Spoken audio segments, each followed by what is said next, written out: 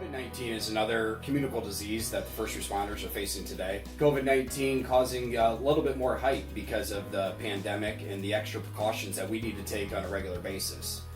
So with that being said, over the last 2 weeks, we have been working diligently out of the fire department to ensure that all the staff are completely up to date with all the latest information that's coming out.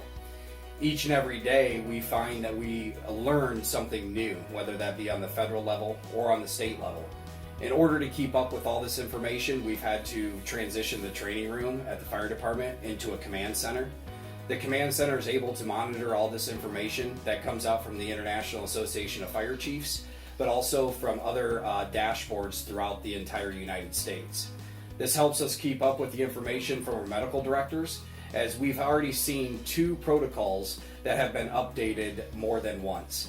So we've updated the actual response to these types of patients and the signs and symptoms. We've also had to update the actual PPE and when to wear it.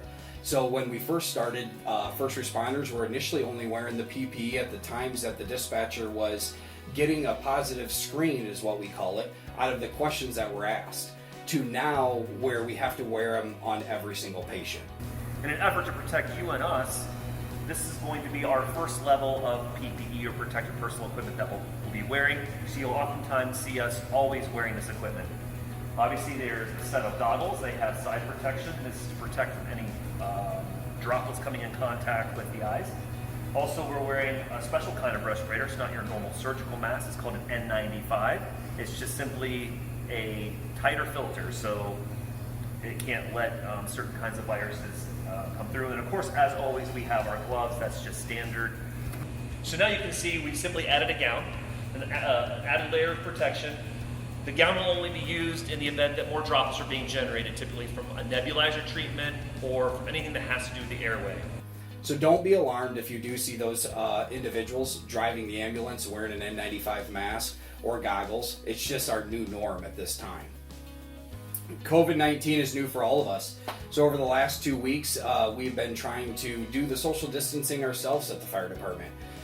We've actually instituted a second station. With the help of St. Paul Lutheran Church and Pastor Marcis over there, they've opened up the doors to the youth center. This has provided us the ability to put 2 of our personnel over there in the ambulance. We are very limited on staff at the fire department, including our paramedics. We only have 7 paramedics, so it'd be detrimental if we lost 2 of them at once.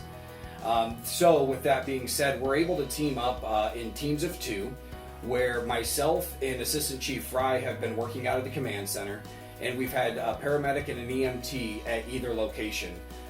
That way, in the case that they do become exposed and one of them have to be quarantined, then we're able to have a truck that still remains in service. Instead of taking out all 4 people, it only takes out 2. So this is going to drastically help us in the event that one of our responders are exposed or does start developing some symptoms. I want everybody to know, COVID-19 or not, Napoleon Fire and Rescue is here for you.